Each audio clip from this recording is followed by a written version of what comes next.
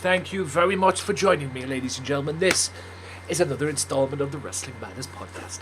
And I just finished watching Super Showdown. And that's what's going to be on today's show, ladies and gentlemen. We are going to review, I'm going to review Super Showdown. I will say this at the bat, it was better than Crown Jewel. That I will say. What do I think of it? Well, you're about to find out, so stay tuned. Also on this podcast, wherever you may see this, Raw, yes, Smackdown, Firefly Funhouse, 24/7 Championship again, and Jon Moxley, IWGP United States Heavyweight Champion. More on that later. But let's get on to it, guys. Let's get on with the nitty-gritty of this podcast today. Hope you guys are well. Hope you guys enjoyed Super Showdown, and I say that with a straight face, at least I tried to. Did I enjoy it?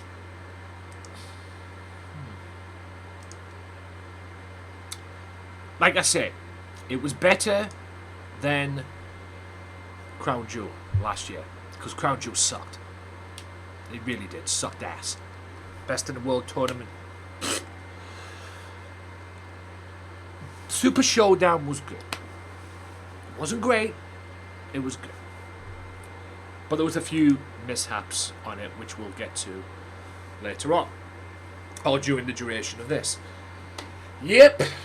Usos beat the Revival on the pre-show. And you know what? I'm going to talk about it now. Usos beat the Revival on the pre-show. And then the Revival got their revenge in the 50-man Battle Royal. The 50-man Battle Royal. Good grief. Mansoor, a native from Saudi Arabia, won the Battle Royal. And the minute Cole said he was from Saudi Arabia, that instantly clicked in my head. He's won it. Done. He's won it. Despite the fact there was Samoa Joe, Ali, Ricochet, Cesaro, and Elias in there. You know, any one of them probably could have taken it better. But that was your way to smoothen the part with the Saudi audience. I get it. I ain't stupid. You know, I've been to wrestling shows before. I've seen battle royals. You know, that's your way of putting that guy over in his home country. It's happened before. Say if somebody challenged somebody for the WWE title in their hometown, 99% of the time they end up winning it. Probably lose it a month later or 2 weeks later or whatever, but they win it. I.e. Kurt Angle. 2001, he beat Austin for the WWE title in Pittsburgh at the Unforgiven pay-per-view. 2-3 weeks later, he loses it on Raw. That's the only way to get over. You get it, you know, to get people. It's a simple way, and you did that in here as well. You know, it was basically for jobbers. I don't understand why about a portion of them came out. You know, people like Robert Roode, Shinsuke Nakamura, and people like that, and then it went from that to The Miz getting his entrance, Cesaro getting his entrance, Samoa Joe getting his entrance. You know, I think Ricochet was even in amongst all that stuff as well. Could he got an entrance? Oh, jeez. But the best part about that Battle Royal for me was R-Truth was nowhere to be seen. So we didn't have so the Battle Royal didn't go from a WWE Battle Royal, 50-man Battle Royal, whatever, into a 24/7 championship match. So, thank the Lord. Like I've said before, and I'll get to more of that later on, that 24/7 is going to ruin, that 24/7 title is going to ruin pay-per-views. I'll get to that later though. But we'll go all the way back up to the kickoff of the show, which was the Universal Championship match, involving Mr. Seth Rollins, Baron Corbin. Now, Corbin did well. He targeted the ribs, you know, bullseye right there. What you're going to do, you can target the ribs. And dominated most of the match. Seth showed some guts, fought back. That's why he's the champion. And Corbin's big mouth, getting involved with the referee, trying to frustrate the referee and intimidate the referee. Referee fights back, says, "Who do you think you are?" Blah, blah, blah, blah, blah. Rolls right into a roll-up. 1, 2, 3. Seth's still the champion. Seth attacks Corbin attacks Seth after the match, and here comes Lesnar. Yeah, Brock Lesnar comes down, says like he said on Raw. He said he was going to do it on Raw. He was going to cash in. You could see it when he was beating the hell out of Seth. He even said it to Heyman, I'm going to cash in Money in the Bank on Friday. Despite the fact Heyman turned around and went, oh, I promised them now. No, Friday. Why do you promise the management now when Lesnar is in... Well, the idea of that Money in the Bank is the wrestler that has it is in full control of it. What the fuck does management have to do with that? Yes, it's their thing, whoop-de-doo. But what the fuck does management have to do with that? Why are you promising management, oh, we're going to cash it in tonight, when you, i.e. Lesnar, has the full control of it? What the fuck are you worried about on that? Jesus Christ.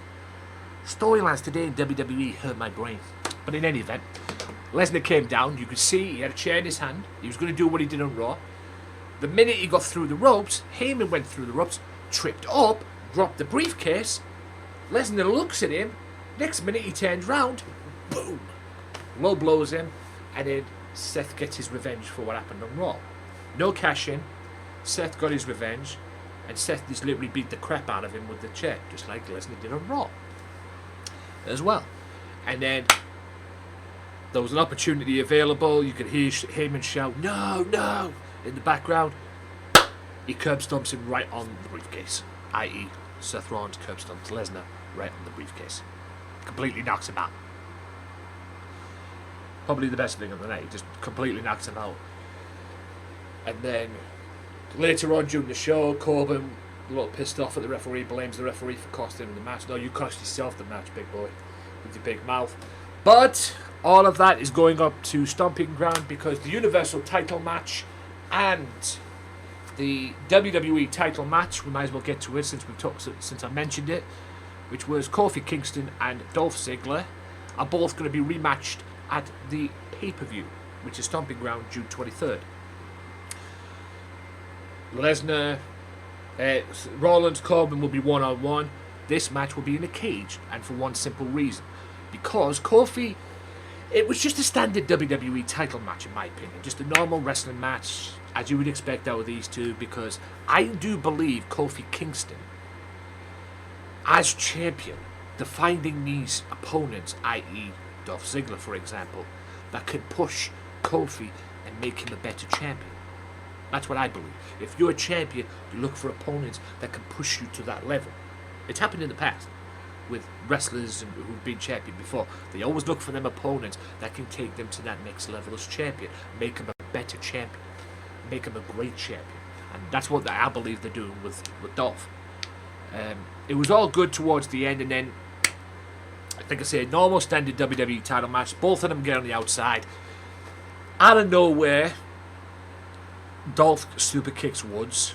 You know, you would try and do that just to make sure the X Factor stays out of the business and everything. But they all get back in, counters, and the next minute, Xavier Woods is up, kicks him like a soccer kick him right in the mouth, hits Dolph. Dolph turns around, Kofi hits Trouble in Paradise and gets the 1, 2, 3. And then he's backstage, challenges him to a match in a cage. And then he gets his wish because it's going to be him, Kofi, and Dolph for the WWE Championship in a steel cage match at Stomping Ground June 23rd. So these two matches you saw tonight for the Universal and WWE Championship respectively will be again at Stomping Ground. A little brain fart there, but anyway. Stomping Ground, it'll be June 23rd. I think Seth Rollins and Baron Corbin will be a normal match again, and this time though Kofi's going to have to rely on himself without Woods. Not that he's been doing that anyway. It was Dolph's fault super kicking Woods in the first place, but it's going to be Dolph and Kofi for the WWE Championship, Stomping Ground June 23rd in a steel cage. Now we move on to the other matches. The Intercontinental Championship match. I believe, to a point, this stole the show. I believe so. It was a great match, a standard wrestling match. You know, and Intercontinental Championship has been called the Workhorse title. This was your standard Workhorse Championship, Intercontinental Championship match. How it should be. Wrestling, counter for counter, holds, and everything, like it used to be back in the day. Was it the best match I've seen? No. But they put on a show. Both of them. Balor, Demon Finn Balor, and Andrade. I still don't know why they still call him Andrade when it was Andrade Cien Almas. Whatever. But both of them did. I loved Andrade's cartwheel backflip splash when Balor was in like a standing position, bent over and everything, and he drove his knees into the back of it. It was a cartwheel backflip splash, but Balor was in like a standing position, showing his back and everything, and then his knees caught him in the back of the neck, kind of deal. Great counters in the match, lovely counters, and Balor finished it off with a DDT from the top rope, and then he went up to the other top rope and hit the coup de grace and beats him 1-2-3. Great match. I loved it. Be interested to see what they do with Andrade now. Is this feud going to continue? Probably so, I believe. I see Andrade being the next man to dethrone Finn Balor as Intercontinental Champion. I truly believe that. I truly believe that will happen. Finn Balor and Andrade. I can see this going all the way to SummerSlam. I really do. I really do. Don't get me started on the wild card rule, but anyway. We move on. Now to the worst match of the night, in my opinion. Many of you people probably may disagree or may not disagree with this. Shane McMahon, Roman Reigns. The worst match of the night, in my opinion. Drew gets Shane's back. He had Drew McIntyre in his corner, didn't he? And Drew gets involved with the match. Shane showed some fight, so did Roman Reigns. But then it got to the point where, at the end, it fought back. I think Roman uppercutted Shane. Shane threw back into Charles Robinson. The next minute, out of nowhere, Drew McIntyre rushes in, hits Roman Reigns with a claymore, goes on the outside, ref turns round, Shane pins him 1, 2, 3.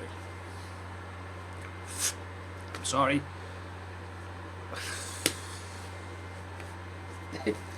It sets up the match for what happens at Stomping Ground, because you know Roman Reigns now is going to get his revenge on Drew McIntyre. You know it's coming. You know it's coming a mile away. Roman Reigns will beat Drew McIntyre at Stomping Ground. I just didn't like the match. I didn't like the whole outcome of it and everything. And it wasn't the only match, or the only ending to a match that I didn't like as well, which I'll get to later on. But it was rubbish.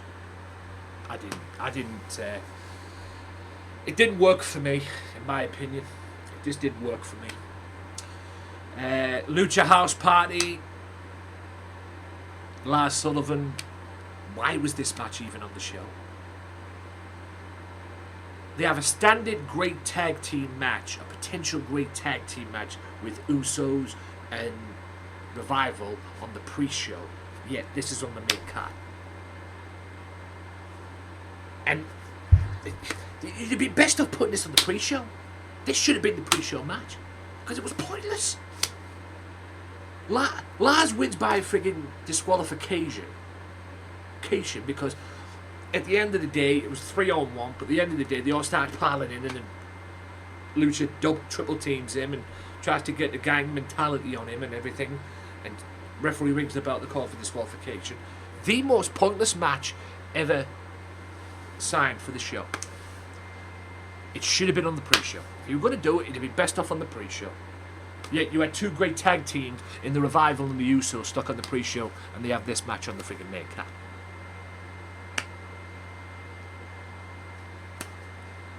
I'm not saying this was the worst match, because in my opinion the worst match was Roman and Shane.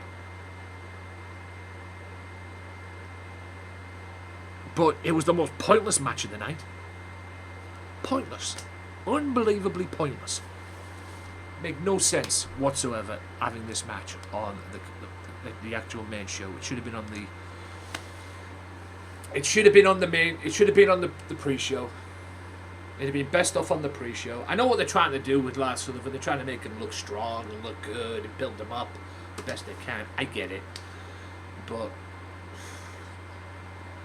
my opinion, they made him look a little stupid tonight. If they're doing it that way, I think they ruined it a little bit. You know, what Lars wants is some top competition. I mean, if only his anxiety wasn't an issue, it wasn't an issue before WrestleMania, because he'd probably have had that match with John Cena at WrestleMania. That's why he wasn't a Mania, because of the anxiety issue, because he had an anxiety attack. And I know better than anybody what it's like to have an anxiety. Okay? It's just a shame that got in the way. Otherwise, he'd probably have had a great match. I'll get to Triple H Randy in a minute. I want to talk about Braun and Bobby Lashley. Braun and Bobby Lashley, two great matches. It was a great match, despite the fact it was a power match. Both men showed their speed and quickness and agility. Strowman had some agility that none of us knew he had, quite frankly. But it was great. It was a great match for what it was. All about the power. They played a game of can you top this, quite frankly, with their power and speed. And Braun hits two power slams, his normal power slam finishes, and gets the victory. Where's this match going? Where's this feud going? Probably, hopefully, it'll be a one-off. But yeah, I just wish they'd give something for Braun. You know, it's a bit wishy-washy between that with Braun, man, involved with Vince in there. I mean, one minute he wants to push him to the moon and give him the title and push him all away and everything, and next minute he's back down, next minute it's back up, next minute it's back down, back up, back down. Even I don't think Vince knows what to do with Braun half the time. But yeah, he just deserves something. He deserves a Universal title run. Or maybe go to Smackdown and bring the WWE title. Since it's a wild card rule, don't get me started on that, please. We'll be here all day. Because it is fucking stupid. But anyway, going back a match, Triple H and Randy Orton. Classic, slow-paced wrestling match. Bell to bell. Like it did before in their rivalries. I believe they had some similar matches like this in their rivalry. If you go back and watch the other previous matches they've had. Just wrestling, and I genuinely cannot believe, but Triple H put Randy over. Triple H put Randy over with the Orton hit him with the RKO and got the victory. I was generally surprised with that, because I didn't think Triple H would have allowed it, to be honest. But it made sense at WrestleMania Triple H beating Batista, because Triple H has never beaten Batista. So it made sense in that respect. What will this do for Orton in the long run? Or will this do anything for Orton in the long run? Who knows, quite frankly. But yeah, great match between the two. I enjoyed it. I had no qualms with it. Nothing spectacular in the match. The announce tables were made of steel apparently all night, because Orton did his little back body drop, belly to back suplex on Triple H. And I think Triple H did the same as well. I think they forgot to remove the monitors. Because at one point Triple H's back dug right into the monitors. It's great having like a flat table there, but if you've got something sticking out and you're going boom, and then you're taking the back bump right on that thing, it's going to suck. It really is going to suck. It really is going to hurt. Trust me, I know. You know, if you're going to take a bump on something, you want it to be flat. You want everything out the way, and you just want it to be a flat table. You want to be like a flat table, anything. If you're taking a bump on something and there's like something like a monitor sticking out, that's really going to like dig into your back. It's going to hurt like hell. It really is. It's going to leave a sting on your back. I think it left a sting on the back or the kidney area or the rib area of Triple H. But it was what it was, and yeah, I was pleasantly surprised Randy Orton got the victory on that one, but we'll see what it does for Mr. Orton. We shall see. I've done mainly all the matches. Bloody hell, I went through that quick. I'm just going with what I got, ladies and gentlemen, on the notepad. Bloody hell. Right. Oh boy. Main event time. let's talk about the main event. Goldberg and Undertaker. Honestly, can I be honest? I was a little disappointed with this matchup. If I'm honest. Very, very disappointed. I'll admit, at the start of the match, when the bell rang, Goldberg hit him with them 2 spears, hit Taker with them 2 spears, and then gets the pin, goes for a pinfall and gets the victory, and nearly gets the win. I genuinely thought it was going to be a carbon copy of Lesnar at Survivor Series. I thought, oh God, he's going to do what he did with Lesnar at Survivor Series. They're going to have him spear the Undertaker into jackhammer and he gets the victory. But it seemed to be going well. And then at one point during the match, Goldberg whips the Undertaker into the corner. Undertaker moves out the way because Goldberg went through, I think he went for like a tackle in the corner, like a shoulder tackle in the corner. Misses the Undertaker, hits the turnbuckle, and his head busts up. You could see it a mile away. Just head bleed, a big huge cut right on the top of his skull. I think he had a little cut at the beginning of the match as well. Maybe that's because hitting the flaming lockers like he used to do. I don't know where that came from. But the cut there, he had a big cut. And it didn't stop him. But I believe it took it out of him. If I'm being honest with you. Goldberg kicks out the tombstone. I generally thought that was it then. And then Taker hits the snake eyes. Then Taker does his usual thing, you know, the comeback thing, and then hits the snake eyes. And as he's going for the boot, he turns around and runs right into a spear. And then Goldberg goes for a jackhammer. And I'm sorry, Goldberg, and I'm sorry to any Goldberg fans, it was the worst jackhammer I've ever seen. Because to be honest with you, even though they called it a jackhammer, it wasn't. It was more brainbuster. If I'm being honest with you, it was more like a brainbuster. Because instead of he picked him up, but I think the blood loss must have played some effect into it. I've got to admit, because you lose that much blood. If you lose a lot of blood, it does something to you. I've never quite experienced it. I've seen it. You know, it drills all the energy out of you. And as he went up for the jackhammer, I don't know what it was that happened, but it was a botch. Because instead of going for into that move, it was pretty much he fell backwards like if he hit him with a brainbuster. So it wasn't particularly a jackhammer move. He hit him with a brainbuster. Taker kicked out anyway, and then he hits him with a chokeslam and gets the 1, 2, 3. I didn't like the match. I'm sorry. I really did not like the match. I wouldn't be surprised if I saw them if these two have another match down the road. Probably it's SummerSlam. I wouldn't be surprised. Maybe it's Survivor Series. I don't know. But honestly, I was disappointed with the match. I got all hyped up and everything, and yeah. The Undertaker Kane DX match last year was better than this one, and that's saying a lot. You know, and it's a shame. It's not a knock on Goldberg, or it's not a knock on the Undertaker. I genuinely believe it was the Goldberg getting his head busted open that did it. I think that did him in. I genuinely think that did him in. I genuinely think that was actually a botch itself in the match. I might be wrong. Don't hold me to it. But I genuinely believe that was something that was not supposed to happen in the match. I might be wrong, like I say. But that's just where I saw it. And the bust open. And I think the loss of blood did him in. That's why. Because he didn't hit... In all honesty, he didn't hit the jackhammer on Undertaker. Despite saying the commentators are calling it a jackhammer and everything like that. It wasn't a jackhammer. It was a very botched jackhammer, but it was more brainbuster. In my opinion.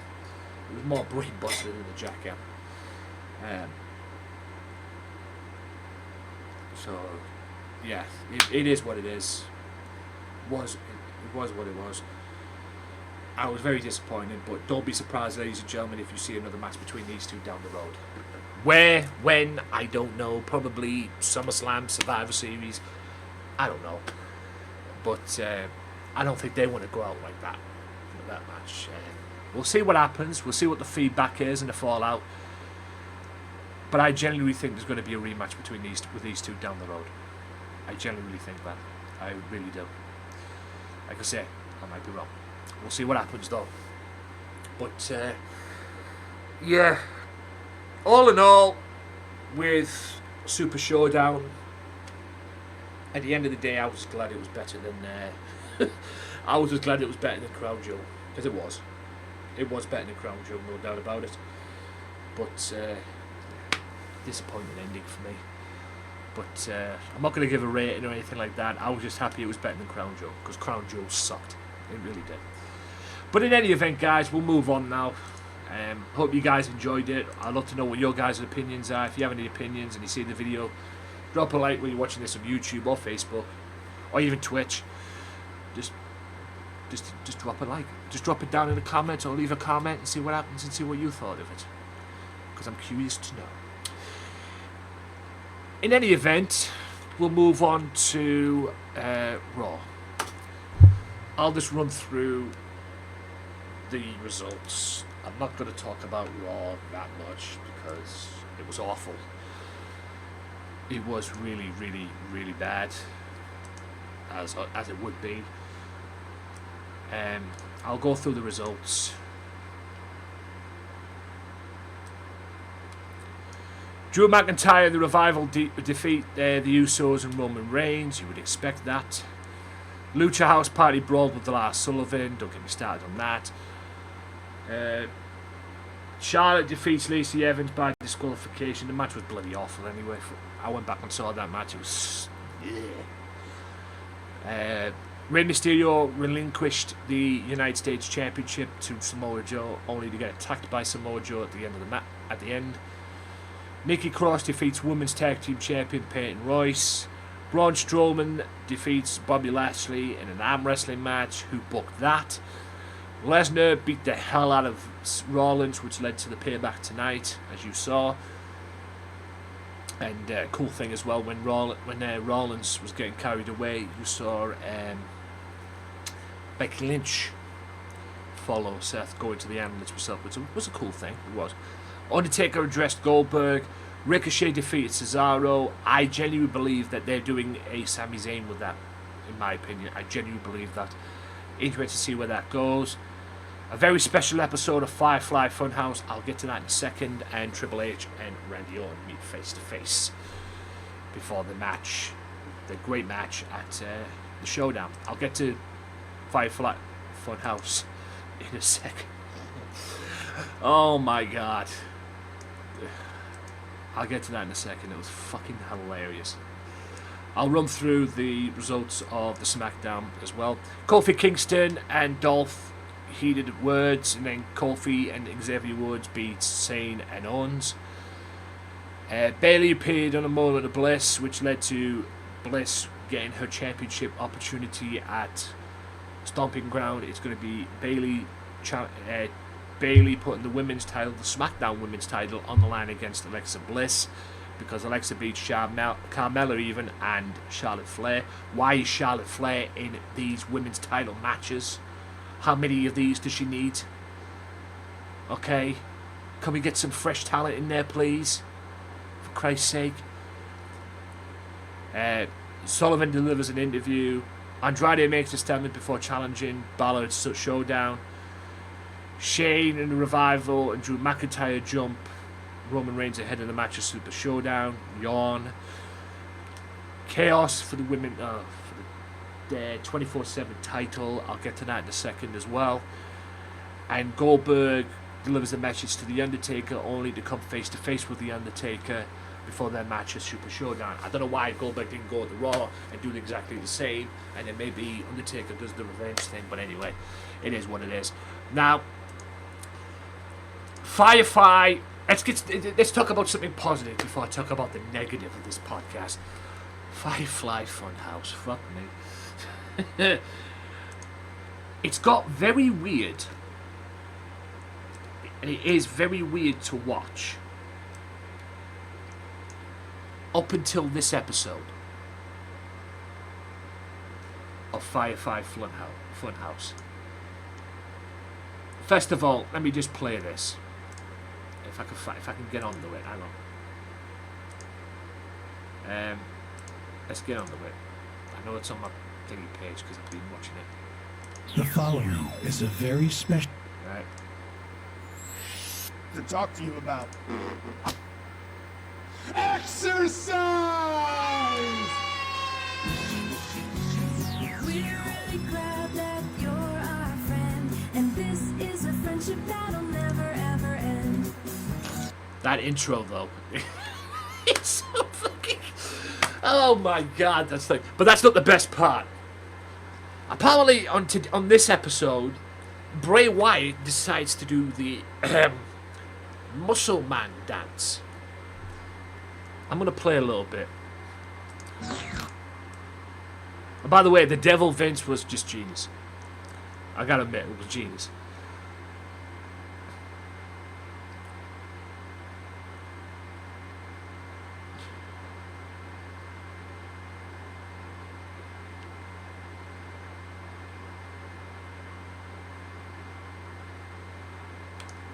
And I don't really have. Pull up. Hang on. Let me get the start of this. I'll play a little bit. Hit it.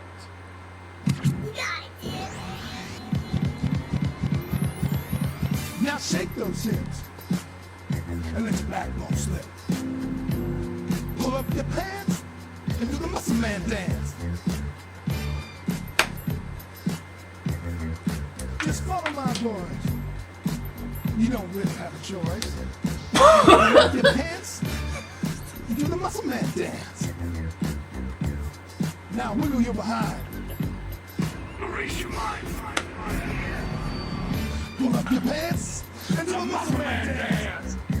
Pull up your pants and do the Muscle Man dance. Who'd ever thought something like that would be so funny? And I'm sorry, this might be their best episode they've done. Because that was fucking hilarious. Absolutely hilarious. That is entertainment. All this sports entertainment crap. That is what you call entertainment. It was weird up until this point. I never got it at first. But that was fucking funny. Seeing Bray Wyatt do the muscle band dance and shaking his ass and everything like that. And then posing like if he's got big muscles and shit. Fucking I bet he's done that in front of JoJo. Oh my god, that was fucking great. I died laughing when I saw that for the first time. Just seeing Bray Wyatt in that outfit, the Wyatt gym outfit with his bandana around his head looking like Ryu from Street Fighter. A very bad version of Ryu from Street Fighter, but anyway. Oh my god, it was just... I'm going to play a little bit more.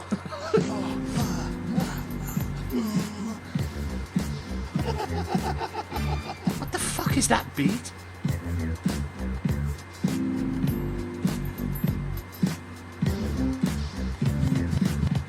And then the pose at the end when he's like that. What the fuck? It's just so fucking... Oh my god, it's so hilarious. The Muscle Man dance. God help us if that's released as a single, that's all I'm saying. But that was probably the best moment of Raw. That was probably the best moment of Raw. And that's their best episode they've done. The Muscle Man dance, that's genuinely their best episode they have done. By a clear mile. Never laughed at anything so funny in my life. Okay? I never laughed at something so funny in my entire life. I literally died laughing when I saw that for the first time. Oh, who'd have thought Bray Wyatt doing dancing like that would be so funny. But anyway. God almighty. But that was Raw and Smackdown. I want to talk something positive, ladies and gentlemen. He struck again, hasn't he? Mr. Moxley. John Moxley, formerly known as Dean Ambrose. Had his, I think it's his first match against Juice Robinson at the Best of Super Juniors show in New Japan Pro Wrestling. And his first match in New Japan, he wins the United States Championship, the IWGP US title. Now, I've seen the match. It's a great match, great fight between the two. Two guys that know each other from WWE. Yes, Juice Robinson was back there in WWE as well. Juice Robinson now without the dreadlocks. But yeah, it was just so funny. The match, just a great match. Very well done. Hard hitting, as you know would be. It's New Japan, for fuck's sake. So, yeah, great match, hard hitting match. I enjoyed it very much, and yeah, I enjoyed it very much so indeed. Very much so indeed. And like, I enjoy all New Japan. If you do not watch New Japan Pro Wrestling, ladies and gentlemen, I can't help you. I'm sorry. Because there is wrestling outside WWE. The only thing that's good in WWE at the moment is NXT. That's the only thing that's keeping WWE afloat at the moment. NXT. I know the stuff besides the main roster. The main roster sucks. But anyway, ladies and gentlemen, hope you enjoyed this podcast. This little podcast as well. Be sure to check out other stuff as well. Like I said, June 23rd is Stomping Ground. Are we expecting a good pay-per-view out of that? Who knows? I am eager. I swear to God, is it AEW on that day? June 23rd. Is it AEW on that day? I know they're doing something on August 31st with AEW. I know they're doing something August 31st on there as well. I'm pretty sure. I might be wrong. AEW. Let's have a look.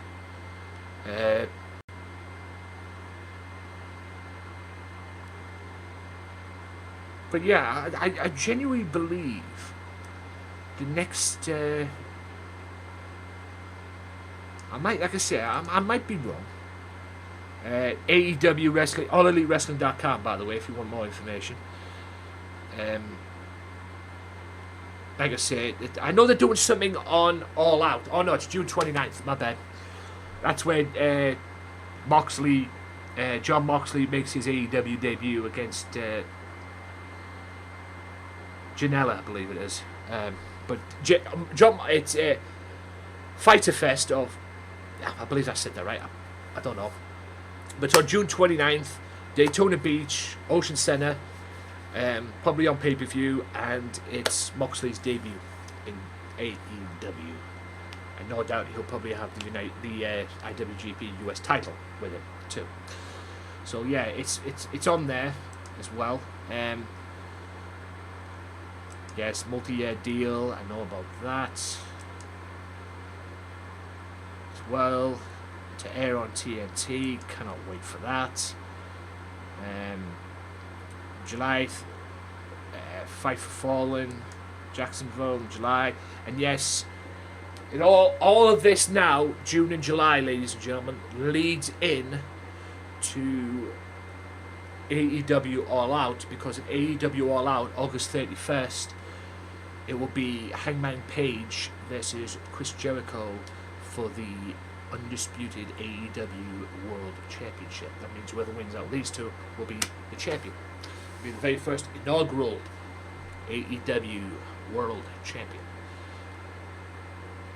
And like I say, I believe Hangman Page will be the very first champion. Nothing on Chris Jericho, but I think they're using Jericho to get Hangman Page established, in my opinion. Hangman Page established and get him over. That's what I believe in that respect. But anyway, ladies and gents, boys and girls, children of all ages, thank you so much for tuning into this podcast. This is the podcast that I'm going to be doing. I was going to do two separate ones, the Super Showdown show and the ones with the ones and the ones with the ones I've talked about, the Firefly and everything at Raw and Smackdown. I was going to do it separately, but thought no, bang them all in, see what happens at the end of the day. Yes, Eminem, poster in the background, yada yada yada. This is my bedroom that I'm in, ladies and gentlemen. If you don't like it, tough shit. It is what it is. But I got nothing to hide, ladies and gentlemen. I do this podcast. This is what you're seeing right now. I have done 5 episodes of the podcast since being back, and you know what?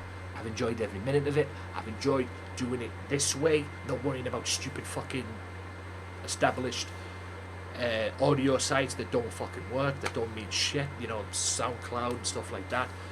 What you see right now is the podcast. It'll be on this YouTube Wrestling Matters channel. It's on Facebook as well. It might be on some audio sites down the road. Once I get my freaking website up and running, which I'll be bringing on Monday. I'll sort that out Mondays. But for now, it's on YouTube, it's on Facebook, it's on Twitch as well. Twitch.tv/Anthony Walker Games Matter. I'll shut down there as well. Everybody else has their own podcast. And who knows? I might even do a recording on there as well. We'll have to wait and see. But I hope you guys enjoyed this podcast. Hope you guys enjoyed the rest of your week. Enjoy the weekend. Enjoy whatever it is you are doing. And I am out. Till next time, guys. Wrestling Matters Podcast. Wrestling matters. And it should matter to you. Because it always will, whether anybody likes it or not, matter to me. I'm a wrestling fan. And that's the way I like it. Till next time, guys. Peace out.